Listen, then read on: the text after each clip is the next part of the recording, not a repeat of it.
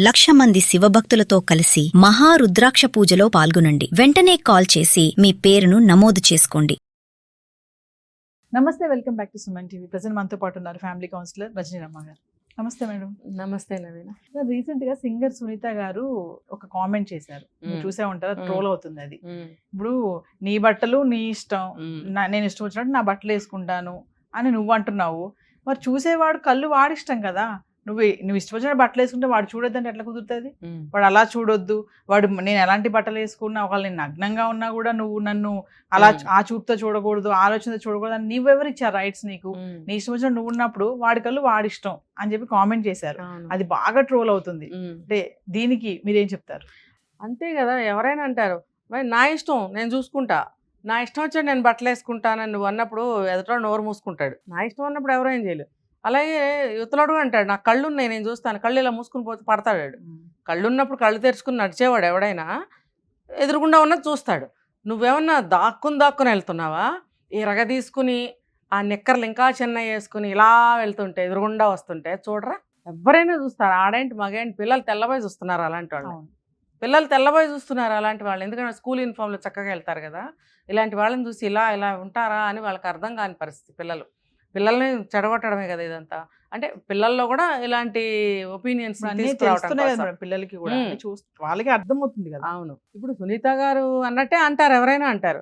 అరే దేవుడు కళ్ళు ఇచ్చాడు, ఎదురుగుండా ఏదుంటే చూస్తారు. నువ్వు ఎదురుగుండా వస్తున్నప్పుడు చూడరా? వాడికి కోపం వచ్చినా, ఎగతాళిగా ఒక భావన వచ్చినా, మరి నవ్వు వచ్చినా వాడి ఇష్టం, వాడు ఎక్స్ప్రెస్ చేస్తాడు వాడు.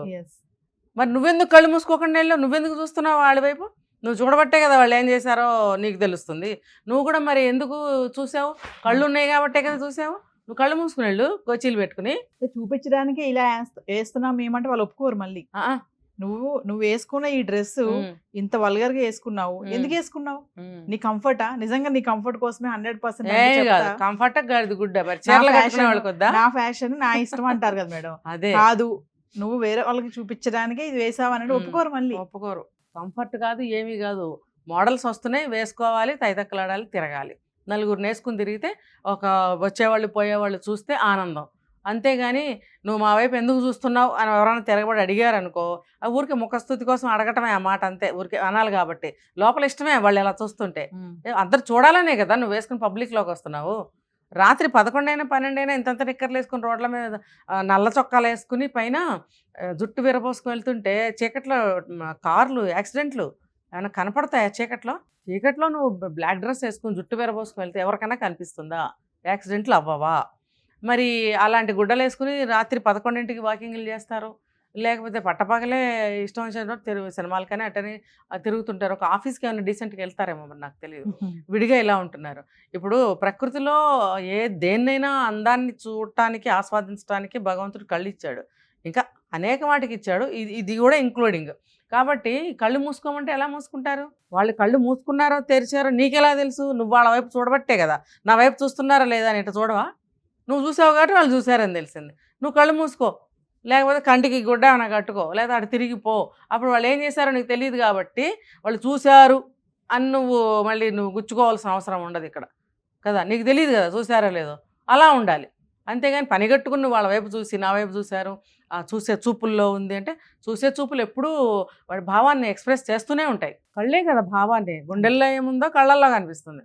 అలాంటప్పుడు నువ్వు కళ్ళు మూసుకోమని ఎలా అంటావు? చూడొద్దని ఎలా అంటావు? ఇది ఇంపాసిబుల్, జరగదు.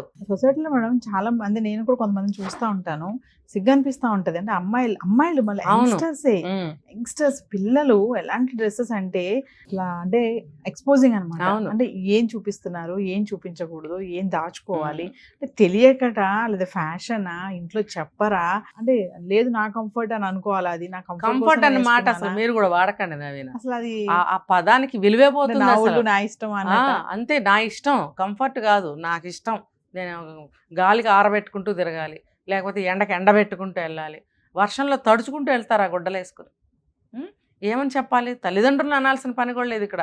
తల్లిదండ్రులు ఒకటే అనొచ్చు మనం, వీళ్ళు ఏం చేసేది ఊరుకుంటున్నారు, యాక్సెప్ట్ చేస్తున్నారు. ఇంకా స్కిన్ టైట్ వేస్తారు, స్కిన్ టైట్ వేస్తారు. ఒక వీడియో చెప్పారు, యోగా డ్రెస్ ఆల్ పార్ట్స్ అన్ని కనబడుతుంది, స్కిన్ టైట్ వేస్తారు కొంచెం. ఇప్పుడు ఒక మంచి వ్యక్తి ఉన్నాడు, అతనికి అలాంటి ఆలోచనలు లేవు, చెడు ఆలోచనలు లేవు, అతను గుడ్ బాయ్. మరి ఇలాంటి వాళ్ళు చూసినప్పుడు అదే కదా మరి బుద్ధి లేని తనం అన్న మరి టీనేజ్ పిల్లల అంటే గాడిదల్లాగా బోళ్ళ వయసు వచ్చి ఉంటుంది వాళ్ళకి. అది ఏం పద్ధతి తెలీదా? కావాలనే నవీన్ ఇదంతా కూడా కంఫర్ట్ కానే కాదు ముమ్మాటికి కాదు. వాళ్ళ ఇష్టం వేసుకుంటున్నారు అంతే.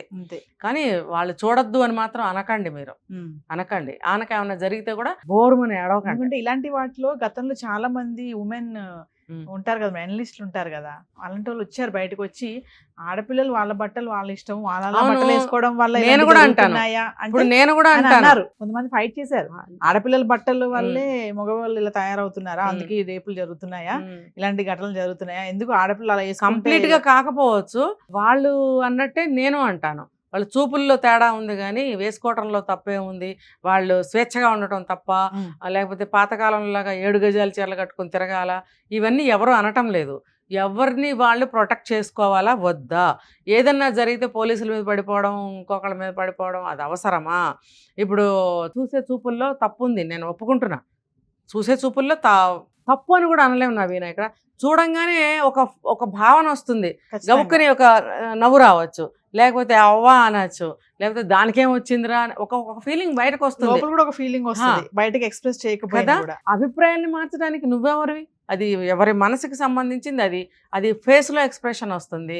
చూడొద్దు, చూసే చూపులో తప్పు ఉంది, వీళ్ళు వేసుకున్నందువల్లే జరుగుతున్నాయి, వాడు చూపులో తేడా లేదంటే ఖచ్చితంగా ఉంది.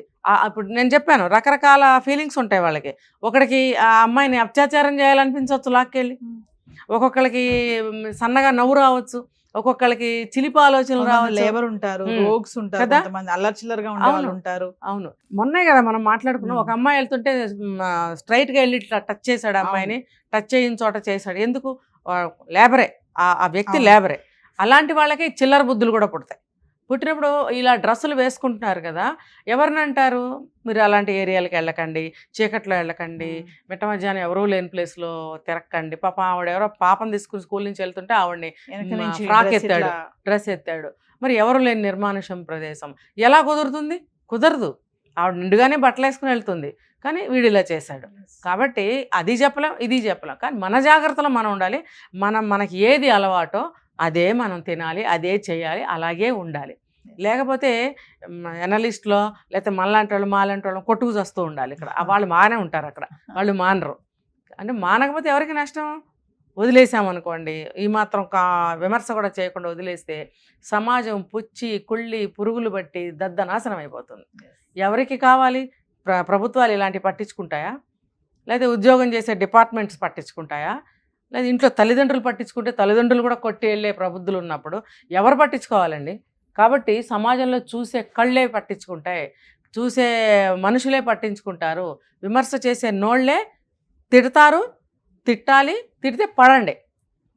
అన్నిటికీ సిద్ధపడిపోయాం మేము అని అంటే మీ ఇష్టం వచ్చేట్టు ఉండండి. బాగు చేసేవాళ్ళు ఎప్పుడూ ఉంటారు, అర్థమైందా? ఇటు ఒక చెడు వస్తే ఇటు ఒక మంచి వస్తుంది, ఎప్పుడూ ఉంటుంది. అది మాత్రం గుర్తుపెట్టుకోవాలి. Thank you.